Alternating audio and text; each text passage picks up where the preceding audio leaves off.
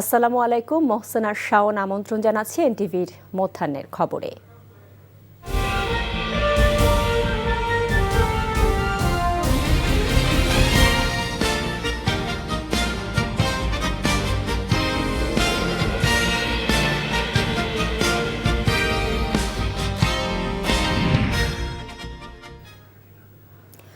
শান্তিপূর্ণ ও উৎসব মুখর নির্বাচন শেষে বেসরকারিভাবে পাওয়া ফলাফলে নিরঙ্কুশ সংখ্যাগরিষ্ঠ আসনে বিজয়ী হয়ে সরকার গঠনের পথে রয়েছে বিএনপি। এখন পর্যন্ত 208 আসনে বিজয় লাভ করেছে বিএনপি জোট সমর্থিত প্রার্থীরা। অন্যদিকে জামায়াত ও এনসিপি জোট 68 আসনে বিজয় লাভ করেছে। এছাড়া 12টি আসনে জয় পেয়েছে অন্যান্যরা। বেসরকারিভাবে বিজয়ী হয়েছেন ঢাকা 17 এবং বগুড়া 6 আসনে বিএনপি চেয়ারম্যান তারেক রহমান। ঠাকুরগাঁও 1 আসনে বিএনপি মহাসচিব মির্জা ফখরুল ইসলাম আলমগীর, কুমিল্লা 1 ডক্টর খন্দকার মোশাররফ হোসেন, কক্সবাজার 1-এ বিএনপির সালাউদ্দিন আহমদ, ভোলা 3-এ মেজর হাফিজউদ্দিন আহমেদ, নরসিংদী 2-এ ডক্টর আব্দুল মঈন খান, দিনাজপুর 6-এ ডাক্তার এজেড-এম জাহিদ হোসেন। এদিকে কুমিল্লা 11-তে জামায়াতের নায়েবে আমির সৈয়দ আবদুল্লাহ মোহাম্মদ তাহের বেসরকারিভাবে বিজয়ী হয়েছেন। মেহেরপুর 2 আসনে দাঁড়িপাল্লার প্রার্থী নাজমুল হুদা, মেহেরপুর 1 আসনে দাঁড়িপাল্লার প্রার্থী তাজউদ্দিন আহমেদ খান, যশোর 4 আসনে দাঁড়িপাল্লার প্রার্থী গোলাম রসুল বেসরকারিভাবে নির্বাচিত হলেও জিততে পারেননি জামায়াতের সেক্রেটারি জেনারেল মিয়া গোলাম পরোয়ার ও সহকারী সেক্রেটারি জেনারেল হামিদুর রহমান আজাদ। এদিকে ঢাকা 11-তে এনসিপি আহ্বায়ক নাহিদ ইসলাম, কুমিল্লা 4-এ হাসনাত আবদুল্লাহ, নোয়াখালী 6-এ হান্নান মাসুদ বেসরকারিভাবে জয়ী হয়েছেন। ভোলা 1-এ আন্দালিব রহমান পার্থ, পটুয়াখালী 3-এ নুরুল হক নূর, ব্রাহ্মণবাড়িয়া 6-এ জুনায়েদ সাকিব, ব্রাহ্মণবাড়িয়া 2-এ রুমিন ফারহানা জয়ী হয়েছেন। এছাড়াও শেরপুর 2, চট্টগ্রাম 2 ও 4 আসনে আদালতের মামলা থাকায় 3টি আসনের ফলাফল ঘোষণা করবে না কমিশন। প্রার্থীর ভোটারের পাশাপাশি অনুষ্ঠিত গণভোটে এখন পর্যন্ত হ্যাঁ ভোট এগিয়ে রয়েছে। বিএনপি সবসময় জনকল্যাণে কাজ করেছে, আগামীতেও বিএনপি তার ভিশনগুলো নিয়ে দেশের জন্য কাজ করবে বলে জানিয়েছেন বিএনপি মহাসচিব মির্জা ফখরুল ইসলাম আলমগীর। সকালে ঠাকুরগাঁওয়ের নিজ নির্বাচনী এলাকায় ত্রয়োদশ জাতীয় নির্বাচনের ফলাফল পরবর্তী প্রতিক্রিয়ায় তিনি একথা বলেন। মির্জা ফখরুল জানান, জামায়াত ইসলামী যতখানি উত্থান ও উন্নতি হয়েছে তা আওয়ামী লীগের কারণেই হয়েছে। বিএনপি সবসময় তার ওয়াদাতে অটল থাকে উল্লেখ করে মির্জা ফখরুল জানান, যুগপৎ আন্দোলনে যারা সঙ্গী ছিল তাদেরকে সাথে নিয়ে সরকার গঠন করবে বিএনপি। বেগম খালেদা জিয়া জীবিত থাকলে অনেক খুশি হতেন এবং তিনি জীবিত থাকলে আরও বড় বিজয় আনতে পারত বিএনপি বলেও জানান মির্জা ফখরুল ইসলাম আলমগীর। বিএনপির ভূমিধস বিজয় হবে, কারণ বিএনপি 15 বছর ধরে এই ফ্যাসিস্ট সরকারের বিরুদ্ধে লড়াই করেছিল। তারও পূর্বে বিএনপির ইতিহাস হচ্ছে স্বৈরাচারের বিরুদ্ধে বেগম খালেদা জিয়ার নেতৃত্বে 9 বছর সংগ্রাম।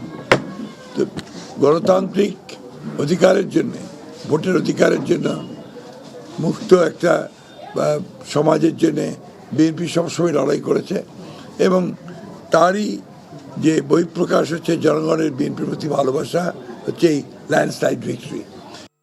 নির্বাচন নিয়ে কেউ অভিযোগ করলে প্রমাণের দায়িত্ব তাদের বলে জানিয়েছেন বিএনপির স্থায়ী কমিটির সদস্য ও বিএনপির নির্বাচন পরিচালনা কমিটির প্রধান নজরুল ইসলাম খান। সকালে আগারগাঁওয়ে নির্বাচন কমিশনে দেখা করে গণমাধ্যমের মুখোমুখি হয়ে তিনি একথা বলেন। নজরুল ইসলাম খান জানান, দীর্ঘদিন ভোট না দেওয়ার যে সংস্কৃতি তৈরি হয়েছে তার প্রভাব এখনও কিছুটা রয়ে গেছে। আগামীতে পূর্ণাঙ্গ গণতন্ত্রের সংস্কৃতি ফিরিয়ে আনতে কাজ করবে বিএনপি। তিনি জানান, ধারণা ছিল বিএনপির সব প্রার্থী জিতবে, তবে যা হয়েছে তাতে আপাতত সন্তুষ্ট তারা। আগামী নির্বাচনে আরও ভালো করার চেষ্টা থাকবে বলেও জানান তিনি। আগের নির্বাচনে প্রাণহানি হয়েছে, দেশের ক্ষতি হয়েছে, যা এবার হয়নি বলেও উল্লেখ করেন নজরুল ইসলাম খান। 2/3 বেশি আসনে বিএনপি বিজয়ী হয়েছে এবং বিএনপির সঙ্গে যারা যুক্ত ছিলেন জোটে তাদেরও অনেকেই বিজয়ী হয়েছেন।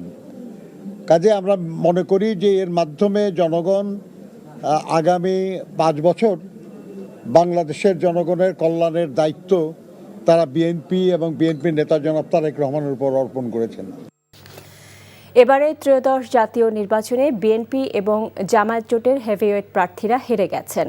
এদের মধ্যে বাংলাদেশ জাতীয় ফুটবল দলের সাবেক অধিনায়ক ও বিএনপি প্রার্থী আমিনুল হক, জামায়াত ইসলামীর সেক্রেটারি জেনারেল মিয়া গোলাম পরোয়ার, সহকারী সেক্রেটারি জেনারেল হামিদুর রহমান আজাদ, জাতীয় পার্টির চেয়ারম্যান জিএম কাদের, এনসিপির সার্জিস আলম, নাসির উদ্দিন পাটোয়ারি, আলোচিত তাসনিম জারা সহ অন্তত 23 জন হেভিওয়েট ও আলোচিত প্রার্থী সংসদ নির্বাচনে হেরে গেছেন।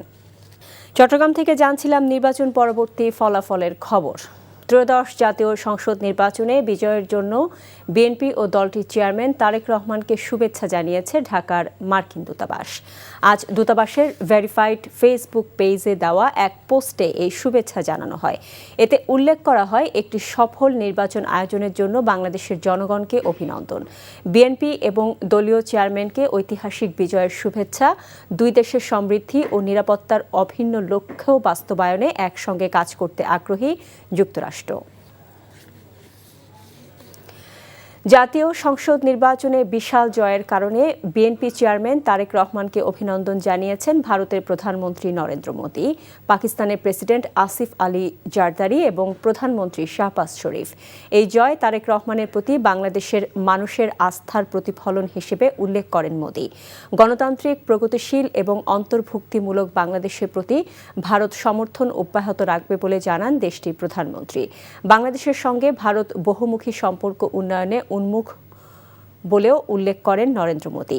তারেক রহমানকে অভিনন্দন জানিয়েছেন পাকিস্তানের প্রেসিডেন্ট আসিফ আলী জারদারি। সফল এবং শান্তিপূর্ণ নির্বাচনের জন্য বাংলাদেশের জনগণকেও অভিনন্দন জানিয়েছেন তিনি। এক বার্তায় তিনি জানান, পাকিস্তান গণতান্ত্রিক অংশীদারিত্ব এবং ভবিষ্যৎ যৌথ অগ্রগতির প্রতি দৃঢ় সমর্থন পুনর্ব্যক্ত করছে। পৃথক বার্তায় তারেক রহমানকে অভিনন্দন জানিয়েছেন পাক প্রধানমন্ত্রী শাহবাজ শরীফও। এই ছিল মধ্যাহ্নের খবরে। এই খবরের ভিডিও সহ আপডেট জানতে ভিজিট করুন এনটিভি অনলাইন www.ntvbd.com। এছাড়াও এনটিভি জনপ্রিয় সব অনুষ্ঠান ও খবরের আপডেট জানতে ভিজিট করুন আমাদের ইউটিউব ও ভেরিফাইড ফেসবুক পেজ। দুইটায় দুপুরের খবর দেখার আমন্ত্রণ রইল। এতক্ষণ সাথে থাকার জন্য সবাইকে ধন্যবাদ।